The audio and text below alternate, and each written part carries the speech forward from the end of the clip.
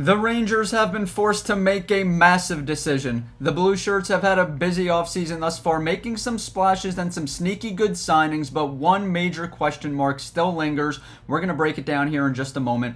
Welcome back to Rangers Digest. I am your host, Bret Botfeld, and it is great to be back with you guys on this beautiful Thursday, the 3rd of July, for another sizzling edition of Rangers Digest. And before I break down that major question mark, that still lingers for the Rangers because it's going to be a lineup decision that Mike Sullivan has to make here, folks. A quick reminder that about 77% of you that currently watch these videos are unsubscribed. So what are you guys doing? Please hit that free subscribe button down below so you can stay up to date with everything New York Rangers. But not only that, you guys could be part of something special here at Rangers Digest. Let's hop right into the video. The Rangers have had a busy offseason, a busy first day of free agency it was for Chris Drury, still being active here. And late that night, the first day of free agency, the Rangers made a move, not a splashy move, but they signed Taylor Raddysh to a 2-year contract worth $1.5 million per season. Here is what Chris Drury had to say after making the signing. He had some good offensive production from the third line in Washington. We like his size, and he can play both wings. I think he's a good, valuable bottom six forward and kind of a good value signing for us. So, guys, let's get into Taylor Raddysh's statistics here from last season. So, Chris Drury thinks he's going to get some solid offensive production here from Raddysh. So, let's start off talking about the good and then the bad. So, the good is that this is a durable player. As you can see, coming off of 80 games played, didn't have much ice time, but he did appear in 80 games out of 82 this season. If we take a look at his physical size and stature, he is 6'3", 216 pounds. He's relatively young, a young age 27. But now let's get into the bad here. So, coming off a decent year, chipped in 27 points in 80 games, which isn't horrible, but, you know, he will be able to chip in.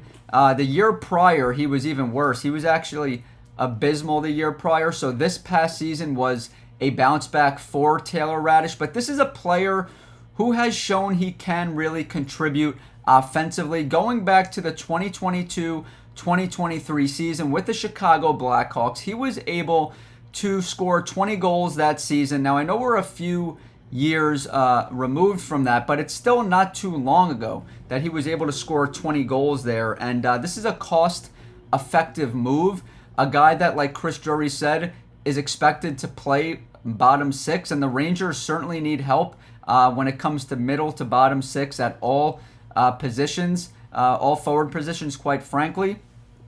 Other than that, I mean, he is an aggressive forechecker, and you know that Mike Sullivan loves that. He loves aggressive forecheckers. He's solid on defense, not outstanding. This is just a solid two-way player that the Rangers are acquiring here. Coming off a solid season, the year prior, like I said, was abysmal, and hopefully he could tap back into his Blackhawk days when he was able to contribute 20 goals there. Moving right along, let's take a look at his JFresh hockey chart. So this intrigues me a bit here. As you can see, it's pretty obvious the strides that he made last season compared to the season prior. As you can see, his WAR percentile rank increased. You can see that his offensive production increased. You can see here that defense dipped slightly, but like I said, he's not an all-world defender. He's a solid defender, but you're not going to get a defensive stopper out of Taylor Raddysh, and I know the Rangers aren't expecting that. You know, we got our big defensive stopper in Vladislav Gavrikov, so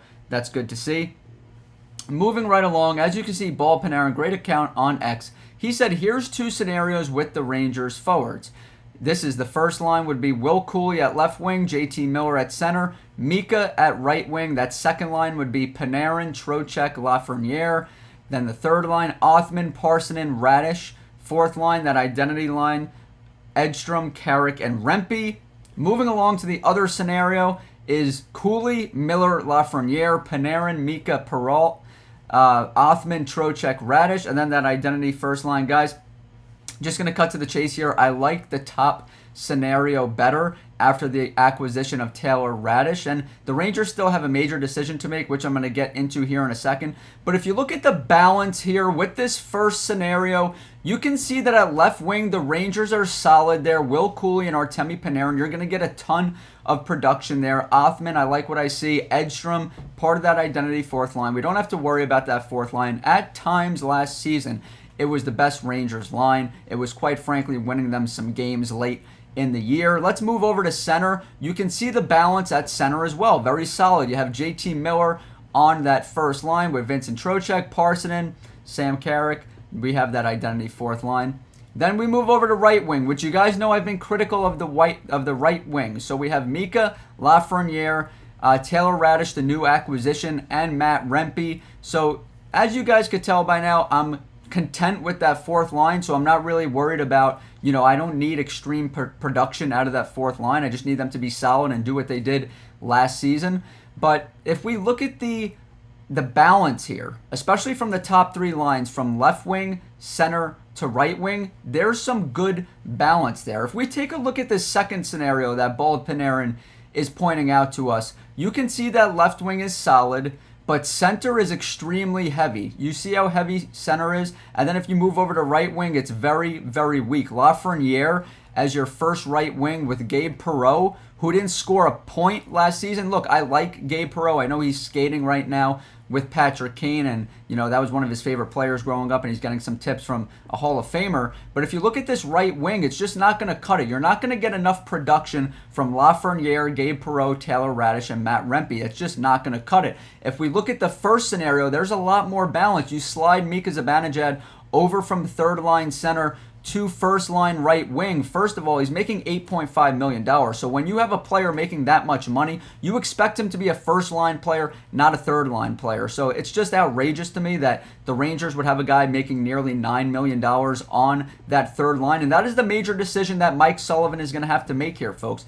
Does he keep Mika at center on the third line, or does he make the right move, in my opinion? Move him to right wing, where we saw him score 28 goals in 25 games last season at right wing. We know how well he played with JT Miller. I would love to see him. I mean, the guy's making so much money. I'd love to see him on that first line at right wing. He played better at right wing last season, guys. So Mike Sullivan's going to have that major decision to make, not me. That's just my opinion. I'd love to see Mika over there on right wing. Moving right along, just to stay on topic, guys, here, folks. So this is actually from today, from this morning, and I just said the Rangers need some depth at right wing. So this is from Mark Shegg. He says, I don't know the exact details, but I am hearing former Columbus Blue Jackets Trey Fix-Wolansky has agreed to terms with the New York Rangers. And then you can see Vince Mercogliano here. He all but confirms that.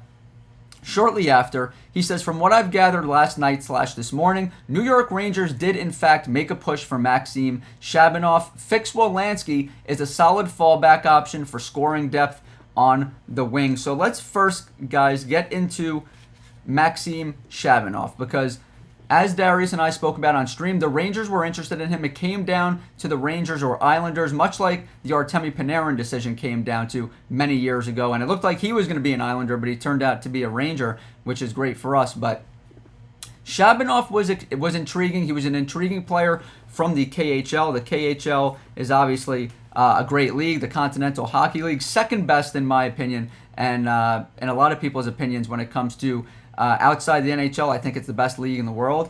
And if we look at him, he really scored in that league, and we've had some great players come out of the KHL, the Vasilevskis of the world, the Kuznetsovs of the world, the Kaprizovs of the world. So Shabanoff would have been a very, very intriguing gadget-type player. He's a prolific player. His speed is off the charts. Unfortunately, the Rangers were not able to get him. So as you can see, Mercogliano says they checked in, but Fix-Wolansky is a solid fallback option. So this is a player that is 26 years old, provided scoring depth at right wing. He's 5'7", 193 pounds. So the good when it comes to him is that he scored 60 points or more in 3 consecutive AHL seasons. The bad when it comes to Fix-Wolansky is his size. Can he play at that build in the NHL? We'll just have to see. And also in 26 NHL games, he was not very productive. He had 6 points and he was a -6 on the ice. So we'll see what happens with Wolanski. They signed him to the league minimum, 1 year, $775,000. Expect him to be in the minors for a bit here,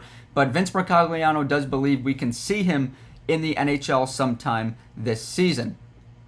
So I'm really curious to hear what you guys think about this. Do you guys think that the Rangers need to move Mika to right wing? Do you think they need to continue bringing in depth at right wing? Because you guys know how concerned I've been about the right wing position, and Fix Wolanski is going to be a depth piece, but I don't expect him to start here, to start off the season. So I really like the two scenarios that Bald Panarin gave us on X, those two lineup scenarios. I like the first one the best. I want to hear what you guys think in the comment section down below. Nevertheless, the Rangers still have to make moves here, guys. Chris Drury has made it known he wants to continue improving the middle to bottom six forward position, and I think Taylor Raddysh is a step in the right direction. But make sure you guys leave your comments below. Don't forget, we are on X now, so give us a follow at Rangers Digest YouTube. The YouTube is abbreviated, so it's at Rangers Digest YT, and the conversation will continue over there, guys. We are very active on X, and we'll have all social media platforms